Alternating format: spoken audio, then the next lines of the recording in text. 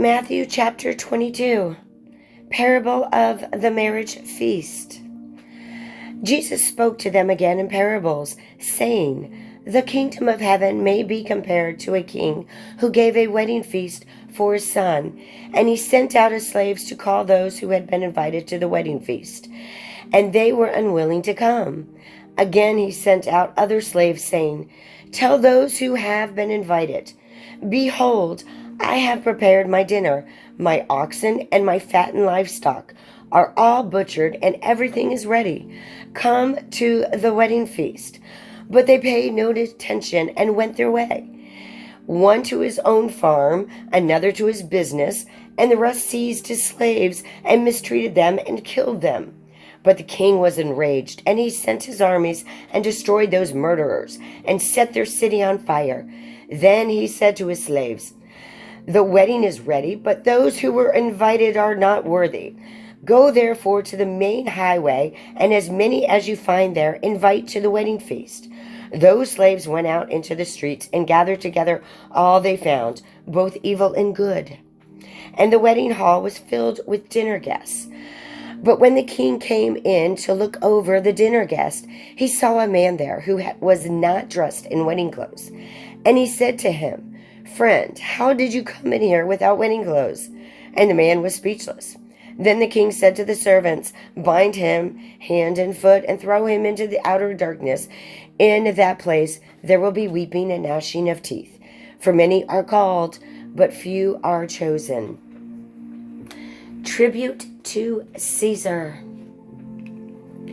Then the Pharisees went and plotted together how they might trap him in what he said. And they sent their disciples to him, along with the Herodians, saying, "Teacher, we know that you are truthful and teach the way of God in truth, and defer to no one, for you are not partial to any. Tell us then, what do you think? Is it lawful to give a poll tax to Caesar or not?" But Jesus perceived their malice and said, "Why are you testing me, you hypocrites? Show me the coin used for the poll tax." And they brought him the denarius. And he said to them, "Whose likeness and inscription is this?" They said to him, "Caesar's."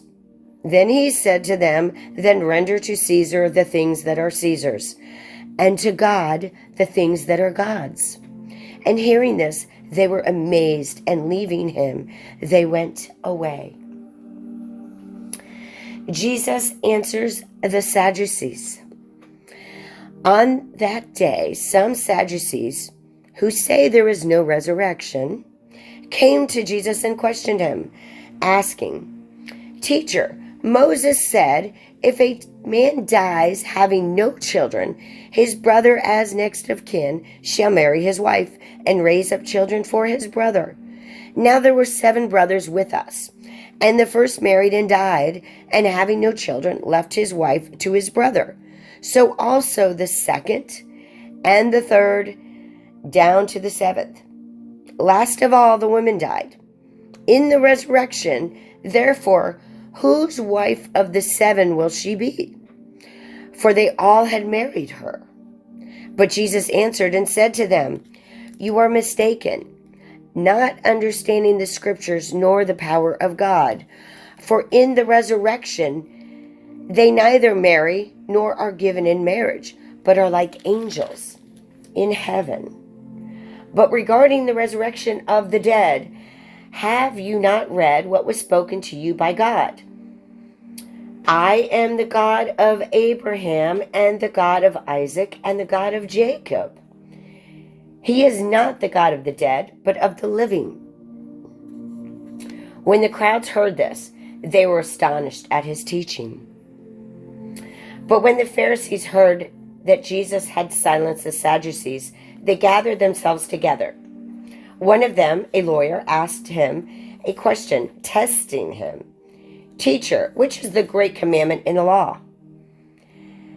And he said to him, "You shall love the Lord your God with all your heart, and with all your soul, and with all your mind. This is the great and foremost commandment. The second is like it. You shall love your neighbor as yourself. On these 2 commandments depend the whole law and the prophets. Now, while the Pharisees were gathered together, Jesus asked them a question. What do you think about the Christ? Whose son is he? They said to him, the son of David.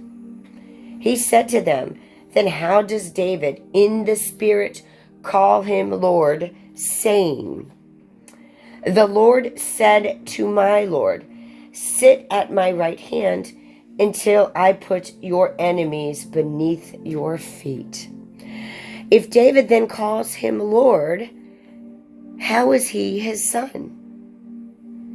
No one was able to answer him a word, nor did anyone dare from that day on to ask him another question.